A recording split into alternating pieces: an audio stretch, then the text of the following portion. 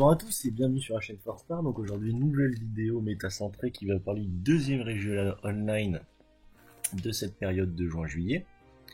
Donc c'est assez intéressant de faire une vidéo. Au départ, je me suis dit c'est le même top quasiment que la semaine dernière, je vais pas faire de vidéo. Mais là, il y a 2-3 decks qui sont là, qui sont assez intéressants, donc on va pouvoir en parler un petit peu. Donc dans un premier temps, on va regarder la répartition des decks. Ça a beaucoup changé par rapport à la semaine auparavant à Geek Kingdom, puisqu'il y a moins de VGX, ça s'est plus stabilisé. En même temps, il y a beaucoup plus de joueurs, donc c'est normal que ce soit plus représentatif de ce qui compte dans la méta. Entre Mecha Freezer, Starter Coup, VGX, King Cold, King Vegeta et Broly, sur tous ces decks, Piccolo qui est à 6%, mais surtout de Dark Broly à Mecha Freezer, on est entre 7 et 9%. Piccolo qui commence à compter, Baby Bleu qui est à 3,5%. Baby Bleu c'est toujours un deck qui compte dans une méta, mais qui est pas non plus ultra joué parce que c'est pas un style de jeu que la plupart des joueurs aiment. Par exemple VGX c'est un style de jeu que beaucoup de joueurs pas forcément compétitifs jouent. Donc VGX ça va être un deck qui va avoir souvent une grosse représentation dans un tournoi, mais qui va très peu top par rapport à sa représentation. Pareil pour Mecha Freezer, c'est des decks qui plaisent aux joueurs, mais pas forcément, mais vont pas forcément top. Là où Starter Coup, Starter Coup n'a pas top, donc voilà, donc il y a 9,7% de Starter Coup et il y en a aucun qui a top, je crois. Mais vous verrez dans le deck qu'il y a quasiment, comme on dit, un Starter Coup déguisé qui a fait top 8. Enfin, c'est même pas forcément qu'un Starter Coup déguisé, puisque c'est le bleu qui a reçu en renfort d'une mission qui ferait top quasiment n'importe quel deck bleu. Mais dans les decks représentés, tous ne sont pas des decks où vous allez être des brutes avec, quoi. Starter Coup, globalement, c'est un deck, je pense, qui a un très bon win rate. VGX, non.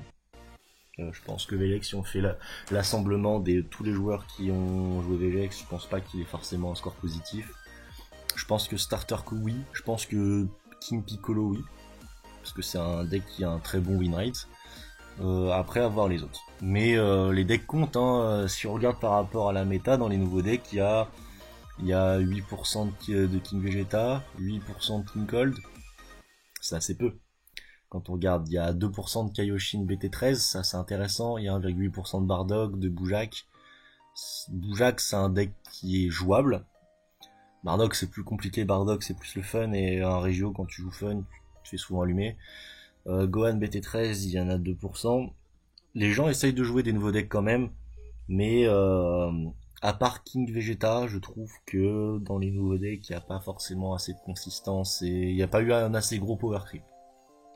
C'est peut-être ce qu'on peut reprocher à la BT13, mais la BT13 venait clore un segment, donc c'était pas son but de power creep. Faudra peut-être être plus critique sur la BT14 s'il n'y a pas de power creep, et que juste ils équilibrent en bannissant toutes les cartes fortes. Voilà. On va passer avec le deck profile du 8ème, parce qu'on va commencer, on va finir par le meilleur, on va finir par le vainqueur. S'il y en a qui ont vu le tournoi, ils sont pas spoilés. C'était assez plaisant qu'il gagne, mais bon, là on passe au 8ème, donc Jean-Philippe Serre avec son Majin Buu. Donc Majin Buu, c'est toujours la même recette depuis qu'il y a eu le starter deck Towa. On va chercher à jouer celui à 4, on va mettre effet de celui à 4, on va faire le top 7, on va essayer de topper celui à 7 ou le slug à 6. En fait, on joue celui à 4 et après on attend de voir sur quoi on tombe, et on construit la game autour de savoir sur quoi on tombe. On fait une game aggro si on tombe sur celui à 7, on fait une game un peu plus tempo faisable avec le slug. Voilà, globalement c'est ça. Majin Buu c'est un deck assorti, c'est un deck faut gagner au dé. C'est pas pour dévaluer le joueur, parce que je pense que pour top avec Majin Buu, enfin faut avoir beaucoup de choses positives. Mais il y a aussi le fait que tu peux avoir toutes les choses positives, comme gagner au dé, avoir des bons pairings, et si tu joues comme un âne, tu vas pas top. Donc faut mettre ça à son crédit quand même. Mais Majin Buu, un bon joueur, avec Majin Buu sur un Régio en BO1, suivant le dé, suivant le pairing, il peut aussi bien faire 2-4 que faire 5-1 comme il a fait. C'est des decks comme ça, tu vois, il y a pas de, c'est des decks assortis. Voilà, c'est des decks assortis, c'est des decks ça gagne au dé, c'est un bon deck de BO1. Il est fun, moi je l'ai joué, moi je joue pas mal de decks quand même en termes de couleurs, je teste plein de trucs.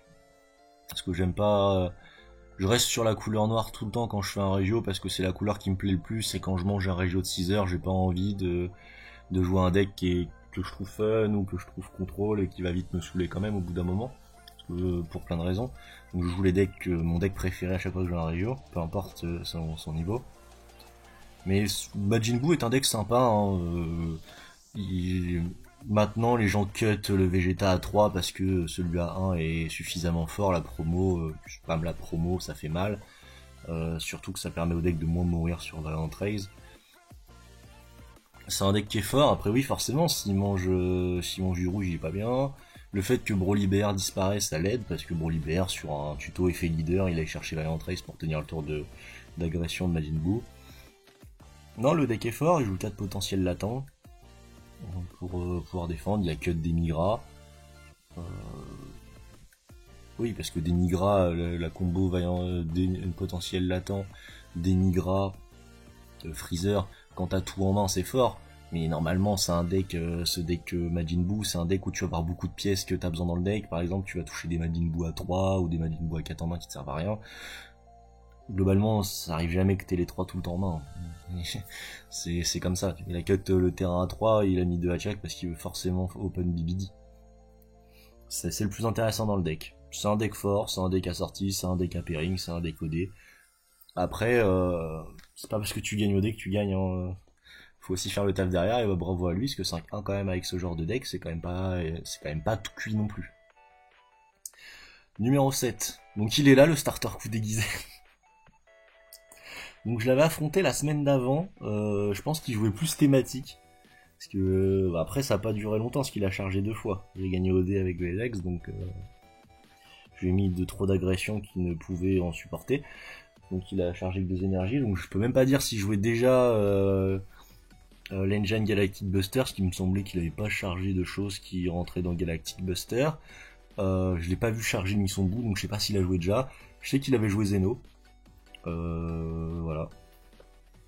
Je sais qu'il jouait Zeno, donc peut-être qu'il jouait plus l'engine Virus. C'est bien que Guillaume Kalos soit restructuré sur plus tout ce qui marche bien dans le bleu. Virus est intéressant pour un truc. Pour 16, tu gagnes la partie. Non, je déconne. C'est pas ça le truc intéressant.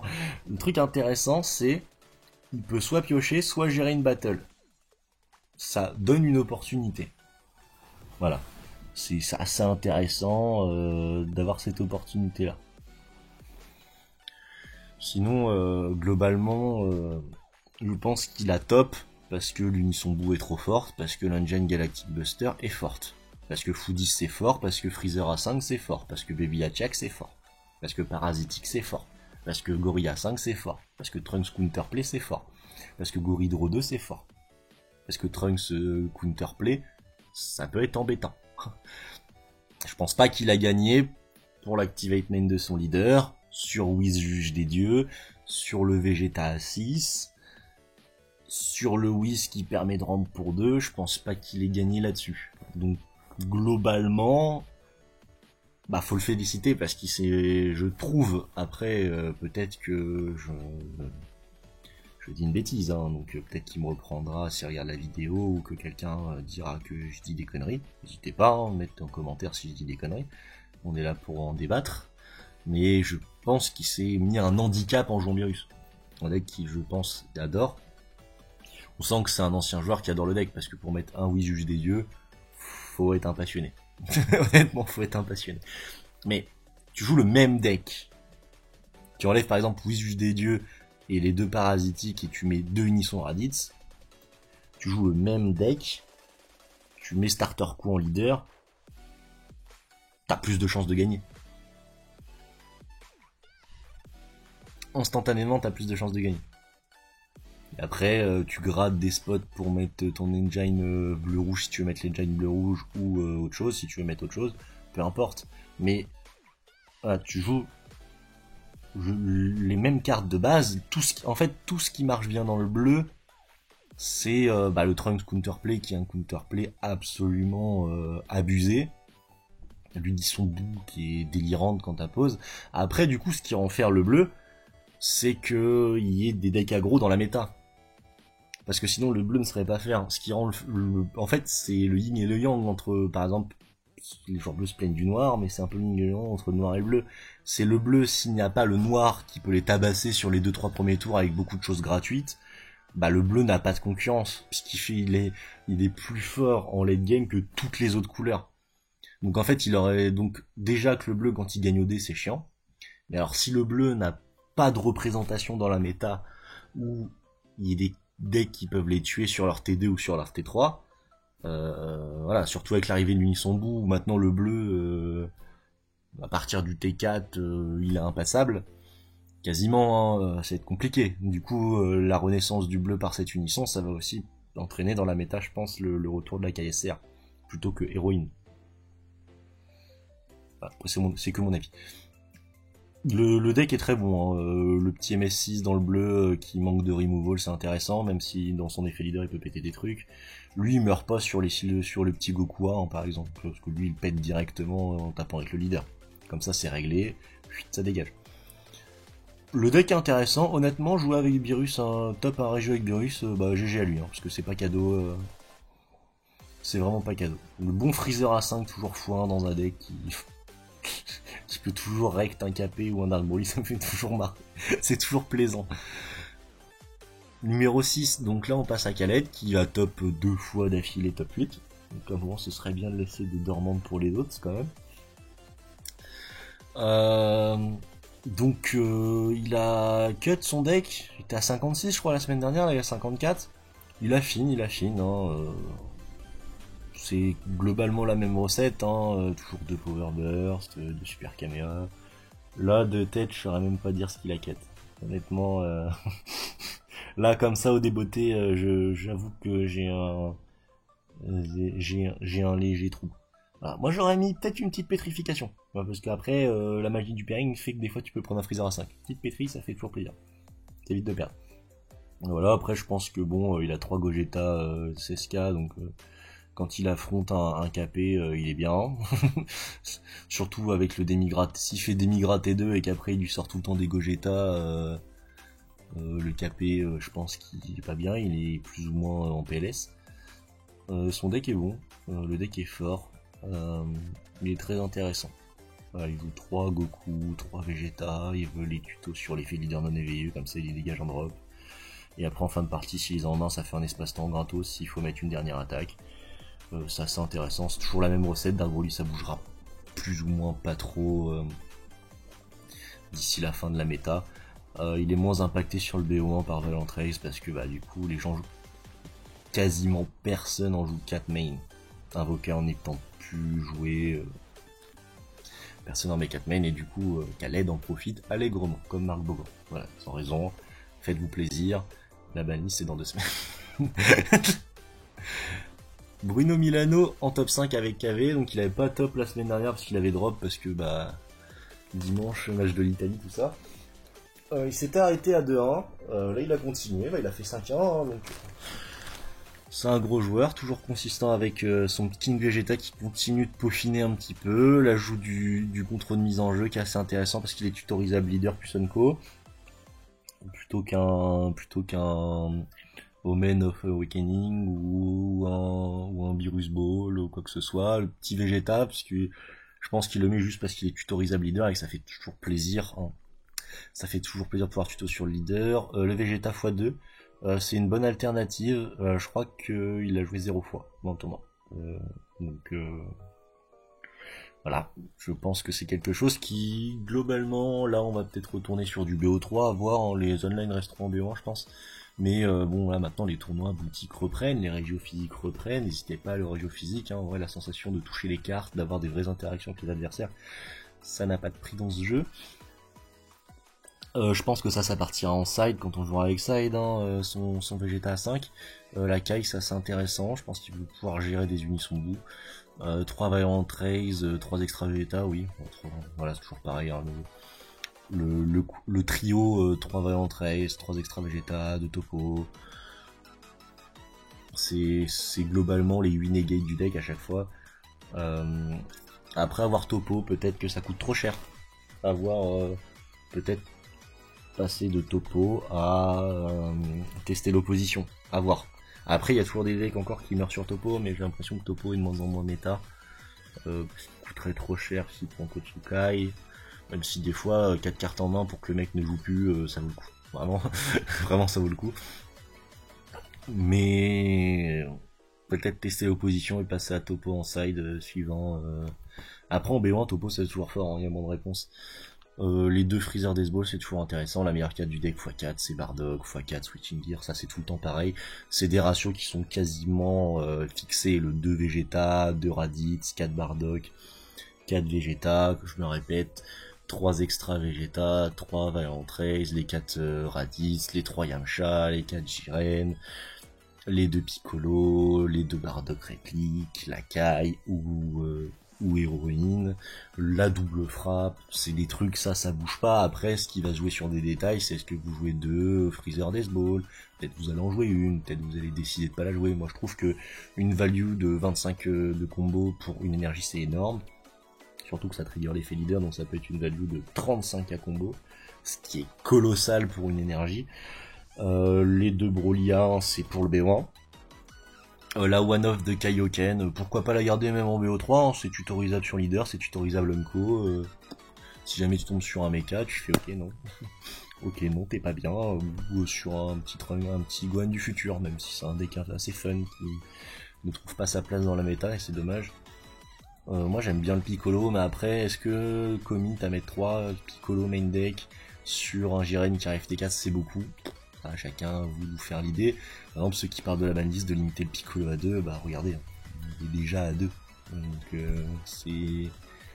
Puis quelque part, je ferai une vidéo banlist bientôt, mais j'en parlerai plus tard, mais c'est bien aussi que certaines couleurs aient des spécificités.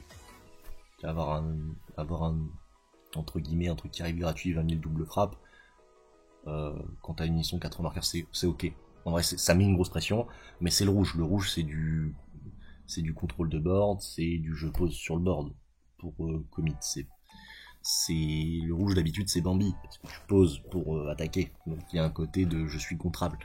Ce qui est pas faire, c'est d'avoir en SSK créer du cœur gratos par exemple, dans toutes les couleurs. Ça c'est moins faire que le Piccolo où faut que pour qu'il soit à 20 000, faut que le leader soit rouge. Et pour qu'il ignore les bloqueurs, faut que le leader soit rouge. Ah, ces 3 marqueurs sur une ligne sont rouges, c'est quand même assez restreint. Toujours la même sauce du KV, je pense qu'en plus Bruno le pilote assez bien. Voilà, ça fait le taf, 5ème position, il perd contre Tissier à l'avant-dernière ronde. Ça se joue à peu de choses, ça se joue à vraiment très peu de choses. Stevens gagne OD, Shinchen Renagro quand il gagne OD, quand t'as 2 énergies que tu te prends son T3 ça pique. Et ça a piqué fortement Bruno. Parce que la game est passée en stream et ça a piqué fortement Bruno. Sur le T4 en plus Stevens, couleurs sont Valiant Race. Voilà, c'est... Tu inverses le dé. Ah, peut-être que c'est Bruno qui gagne. C'est le truc. L'avantage du BO3, c'est que si tu perds au dé, si tu réalises, entre guillemets, ce qui est considéré comme assez favorable dans le jeu, c'est-à-dire gagner quand tu commences. Si tu gagnes quand tu commences, tu as 2 chances de gagner quand l'adversaire commence pas. Tu as une 2ème chance de gagner pour gagner la game. Et dont une post-side. Donc du coup ça change tout. On passe au top 4 avec la decklist de Mathieu Boucher. Donc un deck Gotenks bleu-jaune. Bon, certains diront que c'est un peu un mecha freezer déguisé. Après, je trouve que Gotenks a une particularité quand même, qui est de piocher 1 chaque fois que l'adversaire fait une extra, une fois par tour. Donc c'est assez cool dans une méta où il y a beaucoup de mecha freezer, dans une méta où il y a beaucoup de King Cole. Ça représente, on a vu tout à l'heure, ça va représenter 17% de ce qui se a dans la méta, donc 17% des decks. Tu draw 2 pendant ton tour et 1 pendant le tour adverse, donc c'est assez intéressant, tu peux vite avoir du draw power. Après il a quand même des gros points de différence avec Mecha Freezer. Il va pouvoir se permettre que de jouer que 2 Yunnan Assemble parce que payer 2 pour un Yunnan c'est assez cher. Parce que Mecha Freezer va jouer sa x4, il va jouer qu'un Final Flash, parce que c'est pas aussi optique dans Mecha Freezer. Il va pas jouer de planète, parce que c'est pas aussi optique dans Mecha Freezer. Donc du coup en fait c'est un Mecha Freezer fer. Et du coup il va beaucoup plus gagner au skill cap, et il va devoir plus batailler pour gagner sa partie. Donc après c'est du classique, hein. Il va jouer 4 Boujak pour les arrivals, il joue 4 Zamasu, il joue 4 hits pour avoir... En fait il a 8 combos qui peuvent jouer Boujak, ça permet de pas cramer un Zamasu des fois pour qu'il mette rien en inertie, et juste mettre le Boujak qui aura le hit. Et souvent T1 il va charger un hit. Il va charger un hit T1 et après il aura ça qui a pas Aegis. C'est assez classique comme version de Gotenks. Il a pas encore les promos Zamasu. Les promos Zamasu, bah là du coup il va bientôt recevoir par la poste puisqu'il a top. Mais les promos Zamasu seront en gros plus au deck, ce sera une carte un peu abusée quand même. Mais ce sera bien que pour le bleu-jaune et sa spécificité d'une carte abusée, ce qui donnera de l'attrait au fait de jouer bleu-jaune. Gotenks c'est un deck que j'aime bien voir des joueurs qui top avec Gotenks parce que c'est souvent une récompense d'avoir fait un beau tournoi en termes de skill cap, de pilote, donc félicitations à lui, c'est une bonne récompense de top avec Gotenks. J'adore la carte Trio de Danger, ça permet de gérer des unissons, c'est super. J'aime beaucoup aussi l'unisson Trunks, c'est une très bonne unisson, elle est un peu sous-estimée je trouve. Pour 3 c'est 20k réplique, voire 25 si tu mets un Senzu dessus, et Rasboard pioche 1, donc c'est super fort. Top 3, donc Hakim Payet avec son KP, donc Hakim il a toujours pas lâché son KP depuis la BT13, et il a raison puisqu'il top avec, donc pourquoi pas. KP est un deck très fort, une engine très puissante, ça va punir les techs un peu faibles, donc du coup quand t'as un KP, les premières rondes, si tu tombes pas tout de suite sur du gros poisson par la chance au pairing, tu vas les punir. Il a toujours les mêmes ratios, il joue toujours la SR en one-off, il joue toujours 2 Valiant Rays. Ce qui va contre les gros decks qui meurent sur l'entrée, ce qu'il va faire lui c'est qu'il va prendre beaucoup de PV early, il a raison. Et après il va faire la muraille, plus rien ne va passer. Il joue 2 Omen of Awakening pour gérer des topos. 2 extras c'est bien, 4 pianos, 4 drums évidemment. Toujours les mêmes ratios, 4 cymbales, 3 tambourines. Le deck a pas trop changé, je trouve que 2 KPSR c'est peut-être pas énorme. Peut-être. Mais voilà, c'est lui qui sait mieux que moi. Hein. Bon, son deck tourne parfaitement, y a rien à changer, c'est toujours le même classique. Lui il joue beaucoup de Whis main deck parce qu'il veut kill BMS instantanément. Ou le Goku A1 contre Dark Broly qui lui fait warp une carte à chaque fois qu'il veut faire Valiant Rays. Il a raison, c'est une très bonne carte Whis. Et puis quand tu prends une attaque de battle, si elle a pas barrière c'est du 20k combo du coup. Tu pioches pas mais c'est du 20k combo. Donc ça c'est fort. Top 2, Michael Mazon, donc lui aussi il veut pas laisser le dormant aux gens, il a retop, toujours avec King Cold, je sais pas trop sur quoi il est tombé au niveau du pairing tout ça, mais après c'est toujours la même formule de King Cold, hein. Il a pas bougé son deck depuis la semaine dernière, il a juste rajouté un Vegeta one-off, pour faire le farceur s'il tombe face à un baby bleu. S'il tombe face à un baby bleu et qu'il gagne au dé, il a gagné. Voilà, globalement c'est ça, hein. C'est main de départ de la Vegeta, ou sur le deuxième tour, par exemple, il peut l'avoir vite, hein, s'il prend tous ses PV et qu'il tombe sur une roller. S'il gagne au dé contre Baby Bleu et qu'il sort Vegeta T2, Baby Bleu n'a pas de réponse, il a perdu. Voilà, chat. c'est ça. Et c'est pareil pour King Vegeta. Donc King Vegeta, il fait sa T2, le gars n'a pas de réponse, il a perdu. Il peut jouer, hein. Il va toujours avoir sa Jiren Lock, tout ça. Mais il a... suivant combien il a joué des Switching Gear ou de Vegeta Co, il a entre 6 et 8 cartes du deck qui partent à la poubelle. 12 si on compte les petits potes. Ça fait beaucoup quand même. Donc c'est intéressant comme one-off. C'est très farceur. Tu prends ça au début de la partie, tu fais mais non, mais je suis tombé sur le seul gars qui met une Vegeta pet terrain et du coup t'as un sum pas possible. Bon, en tout cas, bah, la DL est toujours la même. Hein. S'il y en a qui ont vu la vidéo de la semaine dernière, c'est toujours une percée ciblée, c'est intéressant. Il joue toujours par Auguste Sacrifice. Voilà, 4 Vegeta, 4 Blueberry, 2 Freezer, Pet Barrière, Kamehatsel, 4 Unisson, parce qu'il joue autour de l'Unisson avec sa SCR pour all-in dessus. Un Child, 2 Bardock. Voilà, la decklist globalement c'est ce qui est top méta en termes de call. Si vous avez globalement à la SCR près et la promo si vous l'avez pas touché en tournoi. Là le deck il coûte que dalle. Honnêtement, ah oui, le Trunks CP, le Vegeta CP c'est vrai. En fait si vous avez pas du tout de vert de base, vous pouvez, hormis ces 2 cases là, tout le reste là, ça vous coûte, je sais pas, honnêtement ça doit coûter combien? 40 balles? Ah oui mais le Bardock réplique, oui il est cher aussi. Ça c'est des cartes vieilles que quand on les a, on s'en rend pas compte, mais quand on les a pas, après vous mettez autre chose que Bardock réplique, c'est pas le plus important. Mais hormis allez, ces 2 Slicer, les 4 Freezer, les 2 Bardock réplique, ça vous pouvez l'avoir quand même en tournoi, ou il y a bien quelqu'un qui peut vous le prêter pour un tournoi. Globalement tout ça c'est cadeau. Au pire vous jouez un Gohan de la DB03, voilà à la place. Voilà, et c'est fort aussi. Honnêtement c'est un deck qui va vous coûter 40 balles quoi, même pas. Honnêtement, les couleurs, si vous l'achetez pas en SPA, il va vous coûter 5 euros, le Gohan 7 euros. Le reste, c'est de la commune, c'est de la rare. Voilà. Donc n'hésitez pas à vous faire plaisir à jouer King Cole, c'est un deck très fort. Et il est assez consistant. Il est vraiment très très consistant. Et le top 1, voilà. Et le top 1, le winner, celui devant lequel tout le monde s'est incliné, donc Steven Stissier qui fait un petit peu son retour dans les tops. C'est assez cool parce que avec le confinement, tout ça, je pense que c'est un joueur qui de base était principalement IRL et je pense qu'il y a eu des intérêts aussi du jeu de sa part. C'est pour ça qu'il topait plus, il jouait des decks un peu fun, pas forcément petit dans la méta dans laquelle il évoluait.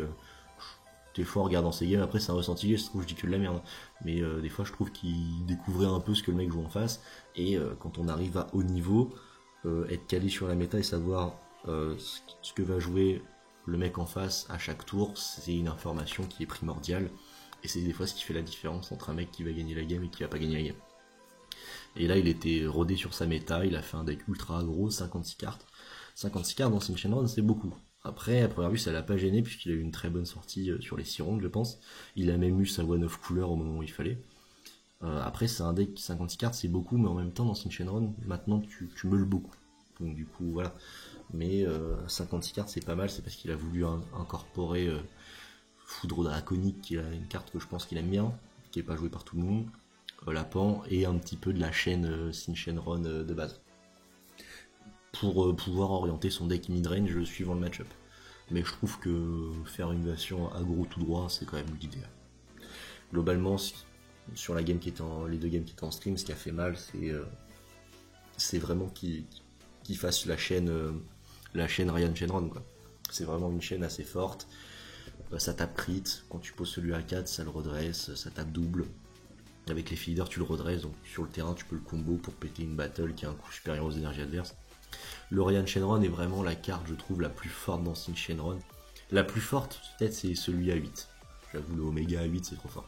Mais le Ryan Shenron est un truc qui est horrible pour plein de decks. Par exemple, moi qui joue noir, quand tu joues avec Dark Broly ou Velex, le Ryan Shenron, c'est horrible. Et la game de Sin Shenron, elle va pas se jouer à son skill, elle va se jouer à la sortie d'une seule chose. Combien de Ryan Shenron il a eu en main. Point, c'est tout. Ça va se jouer juste à ça. Donc c'est une carte qui est très forte. Après c'est tant mieux que Sin Shenron ait des cartes fortes, hein, parce que c'est bien de le voir pouvoir top, c'est bien de le voir en version agressive pouvoir faire mal. C'est un deck sympa. Je préfère cette forme là que la forme d'avant où ça jouait beaucoup autour de celui à 9 et que c'était assez passif. Et c'est soit le mec avait pas de réponse à celui à 9 et tu gagnais en étant tempo, donc fallait pas que le mec soit trop agressif non plus, et soit le mec avait des réponses à celui à 9 et tu pouvais pas jouer en fait. Donc je trouve ça assez agréable. Alors les cartes maîtresses c'est celui à 4, Océanus, voilà, Ryu Shenron en français, x4, Omega x4 c'est trop fort, lui x3 ce qui te permet de choisir n'importe quelle boule. Celui à 2 là il est intéressant parce que quand il est dans la drop il peut donner aux répliques à Omega quand il faut finir, et aussi tu peux le combo de la main pour redresser Omega qui a un barrière bloqueur quand il prend l'effet d'Océanus dans la drop, donc c'est fort. 2 finishers promo, dans son deck est très fort. Je suis content qu'il est top, aussi bien pour le joueur que le deck, c'est un deck assez intéressant. Et c'est assez cool, hein, vous voyez un top 8, 8 leaders différents. Voilà, donc on est sur une méta très très ouverte, c'est un casse-tête pour build en deck avant un régio. Moins en BO1, parce que BO1 tu peux plus booster tes forces qu'essayer de combler tes faiblesses, puisque en BO1 bah, c'est la loterie sur quoi tu tombes. Voilà. Mais en BO3 ça va être un casse-tête de side, parce que tu peux tomber sur tout et n'importe quoi. Quand on regarde le camembert du début, t'as 9,7% de Mecha Freezer, 9,7% de Starter Crew, 9,7% de VGX, 8% de Cold, 8% King Vegeta, 7% d'Arbroly, 6% KP, 3% Baby. Après c'est du moins d'1%, t'as un Cooler Meul, t'as Boujak, t'as Cell Surge, t'as Kaioshin. Donc il y a des gens qui vont vouloir mettre des Dabra, mais Dabra la discard ça représente quoi dans la méta? Ça va représenter 3%, 4% du panel. Donc tu vas quasiment avoir auto-win post-side quand tu mets le Dabra, mais au final tu peux faire ton tournoi sans tomber sur la discard. Tu vas sider pour Mecha Freezer, t'as que 15 slots, hein, donc t'as que 15 slots et t'as 1, 2, 3, 4, 5, 6, 7 decks qui dépassent les 6%. C'est colossal, c'est-à-dire que si tu mets 2 cartes de side par deck, bah t'as plus de place. Pour chaque deck. Et Mecha Freezer, Starter Coup, il n'y a pas trop de points communs par Kotsukai par exemple. Vegex, tu veux sider quoi contre Vegex? Vegex, tu vas voir sider du Kinto dans le jaune ou quoi que ce soit. King Cold, tu vas sider quoi contre King Cold? Tu vas sider x2 l'extra qui te permet de enlever un marqueur à l'unisson. Tu vas sider, faut essayer de trouver en fait les points communs entre les gros decks qui ont un pourcentage de 8% pour sider des cartes communes, parce que sinon ça va être un calvaire pour sider pour tout, hein. Tu pourras pas sider pour tout, tu devras te dire bah ce deck là, quand je le croise, je le démolis, donc je vais sider 0 carte. Parce que de toute façon de base je le démolis, donc c'est réglé, et il faudra se renforcer sur le pire match-up de tous ces decks qui sont à 6%. Parce que Baby, en fait, si Baby, Baby par exemple, c'est typiquement le deck où si t'as l'ambition de faire le hot tab, t'es obligé de side des comptes parce qu'il y a forcément un top player qui, s'il se pointe avec Baby, il va être en hot tab et du coup tu vas devoir avoir des réponses, sinon il va te rect. Si t'as pas l'ambition d'aller en hot tab, franchement, side des contre Baby, ça vaut pas le coup. Ça vaut pas trop le coup. Si tu sais que tu vas pas gagner le tournoi, t'y vas pour t'amuser, qu'on sait jamais si tu top. Side des contre Baby, ça vaut pas forcément le coup parce que t'as très peu de chances de tomber sur les 3-4% Baby. Bon, en tout cas, c'était un plaisir de faire cette vidéo méta. Je trouvais qu'il y avait des petits changements par rapport à la semaine dernière, même si bon, les recettes de certains decks comme Narboli, King Cole, ça bouge pas. Mais c'est toujours intéressant de voir que les decks top, de manière assez... Il y a un gros renouvellement dans le top, voilà, c'est ce que je veux dire. Et c'est assez intéressant, ça prouve que la méta est ouverte, ça prouve aussi que la méta est saine. Après, ça dépend il y en a qui veulent absolument une rotation parce qu'ils en ont marre de voir des decks, par exemple, si Shenron, c'est BT10 qui top. Tout Gotenks c'est BT10. Moi j'aime bien. Moi j'aime bien que Bandai ait pris l'idée de faire tout sur un bloc. Je trouve ça cool. J'aime bien quand ça top comme ça. J'aime bien que les métas soient ouvertes. J'aime pas les métas où par exemple tu faisais un top. Là j'allais dire il y a un Janemba, il y a 4 Piccolo Surge, il y a 2 Starter Crew, il y a 2 Goku Surge et il y a 2 Broly Surge. Voilà. Ou genre un Hatchak. Non, là j'aime bien qu'il n'y ait pas 3-4 fois le même leader top 8. Ça c'est agréable. Les méta miroirs c'est un enfer. Ça plaît à personne. Méta miroir ça veut dire qu'en fait celui qui a la meilleure sortie gagne. Et la sortie équivalente ça se joue au skill cap enfin. Mais du coup souvent ça va se jouer juste à la sortie. Bon, en tout cas j'espère que la vidéo vous a plu. Et je vous dis à bientôt pour une nouvelle vidéo sur la chaîne.